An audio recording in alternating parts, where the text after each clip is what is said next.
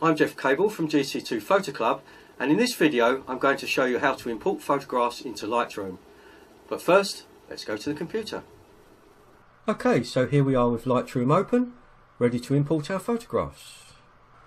To import photographs into Lightroom, the first thing to do is to click on the Import button at the bottom left of your screen to bring up the Import dialog box.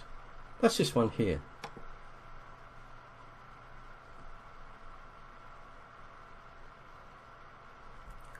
This can be in fully expanded mode or in compact mode, which can be used when you have a regular setup and workflow for importing.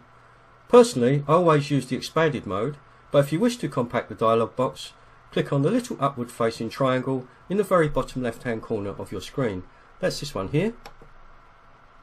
Compact the dialog box and expand the dialog box.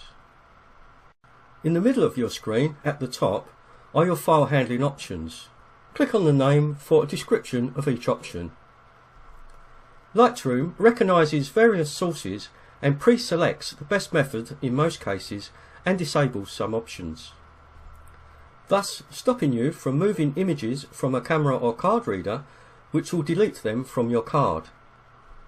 The left hand panel is where your import sources are located. Basically, the panel on the left is where you get your images from. The file handling in the middle is what to do with the files, and the panel on the right is for where your images are going to and what information they are going to contain.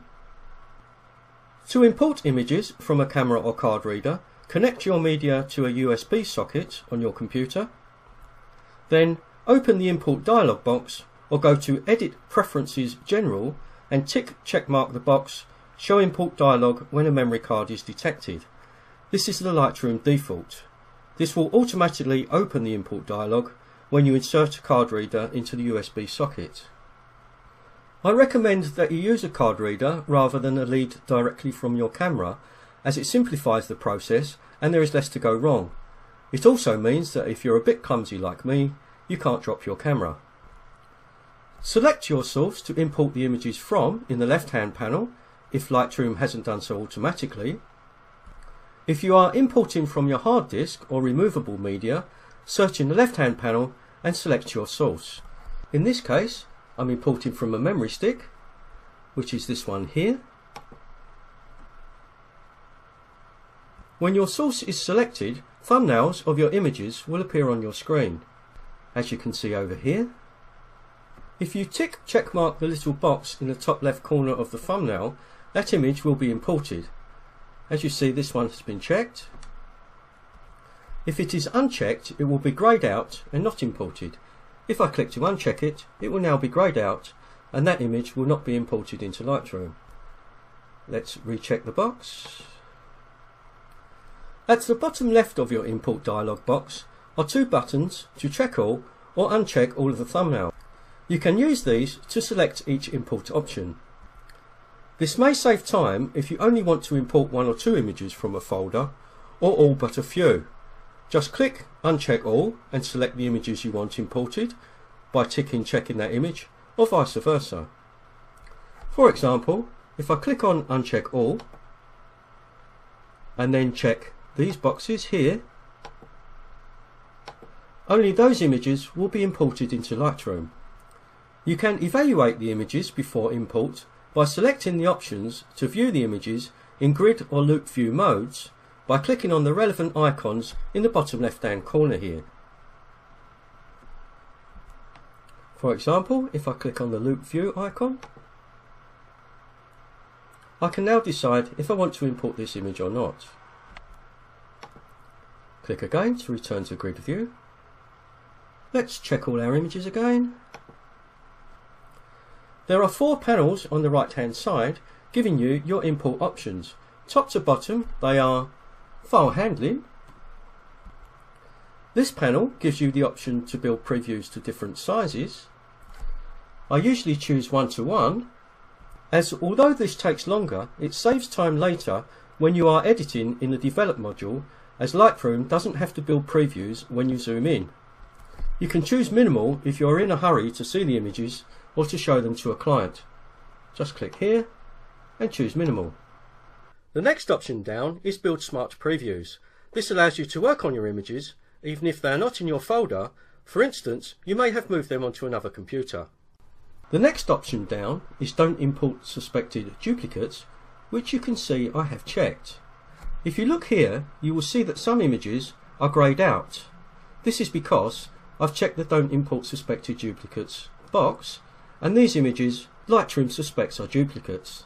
If I uncheck this box, Lightroom will import all of the images, whether they are duplicates or not.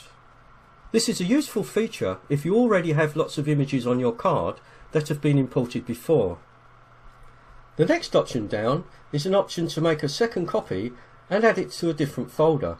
I tend to leave this option alone as it slows things down, and this can be done later after editing, so I won't check this box. The next option down here, Build Smart Previews. This option allows you to work on your images even if they're not currently in your folder. For instance, you may have moved them to another computer. The next panel down is the File Renaming panel.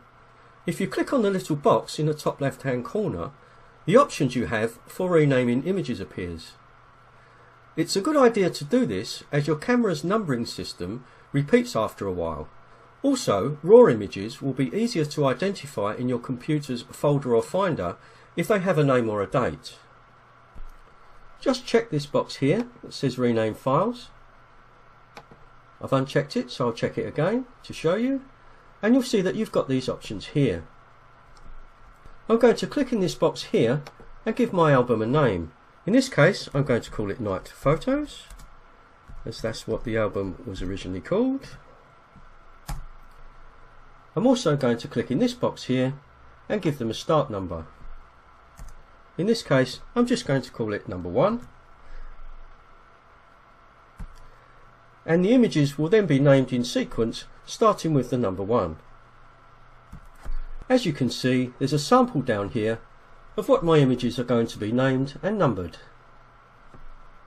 After import, your images will appear in a Lightroom folder with this name, and also in your computer's folder or finder on your hard disk. One last thing in this panel, just make sure that to the right of the word template you have custom settings there. This should be the Lightroom default, but it's worth checking. The next panel down is the Apply During Import panel. In this panel you can add develop settings or presets to your images as they are imported. If you click on the double triangle to the right of the word Develop Settings, that's this one here, you can choose which preset to apply. As you can see, a pop-up dialog box appears allowing you to choose which preset to apply. This can be a great time saver as it allows you to apply this preset to all of the images on import. However, you can only apply one preset on import at a time, but you can make up a user preset containing more than one and apply that, as I have done here with the Lens and Chromatic Aberration preset that I created earlier. In my case, I nearly always want to apply Lens and Chromatic Aberration correction to every image, so I set this up as a user preset in the Develop module. I then searched for it by clicking on the double triangles here, and then saved it to apply on import.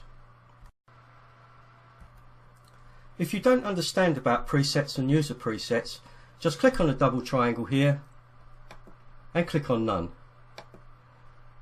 This should be the default setting. The next box down allows you to apply metadata or information to any image. I personally have set up some information containing my name and copyright details that are embedded in the files on import.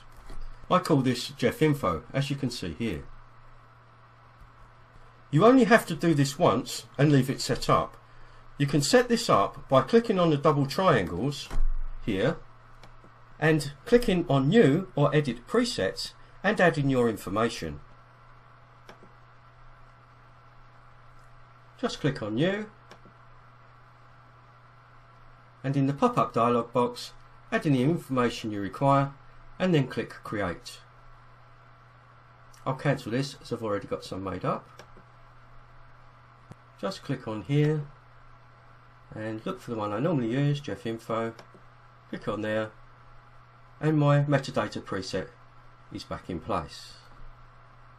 The next box down allows you to add keywords to your images on imports.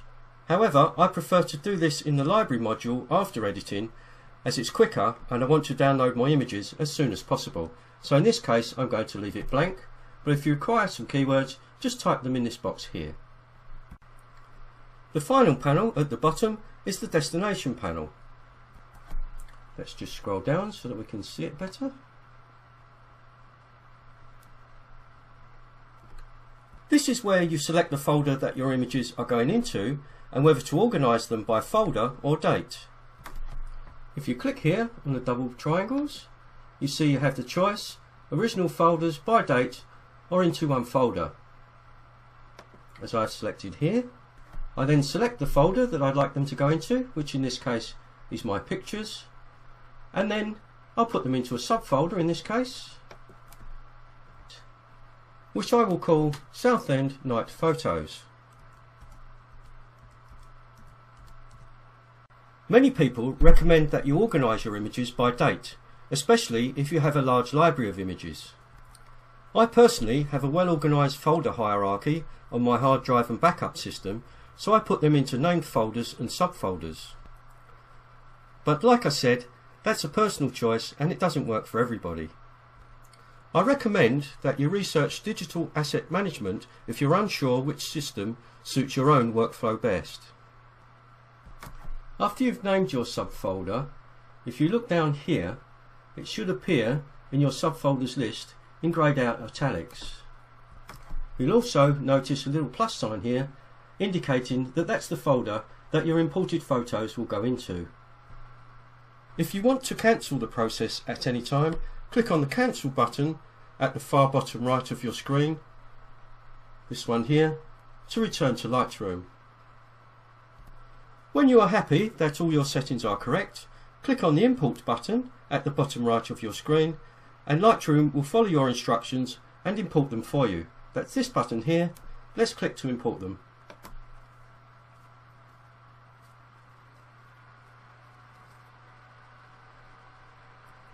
As you can see, you can follow the process of the import at the top of your screen here.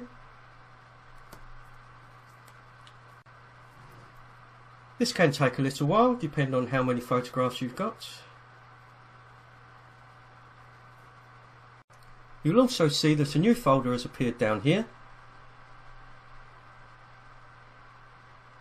And you can see the number here is changing as photographs are being added.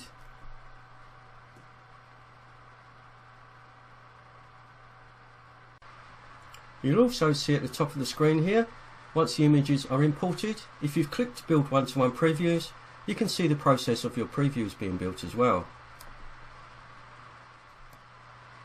Okay, now you can see that all our photos have been imported into Lightroom and they're down here in the folder Southend Night Photos. If you choose to use this method to import photographs into Lightroom, not only do they import them into Lightroom as virtual images, they also import them into your computer's folder, or in this case Explorer.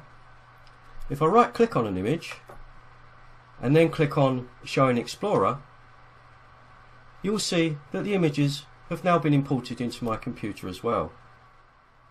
That concludes our look at the way I import images into Lightroom and onto my computer's hard disk. Hope you found that tutorial useful. Please go to our website GC2photoclub.com for more videos and information. I'm Geoff Cable from GC2 Photo Club. Hope to see you again soon.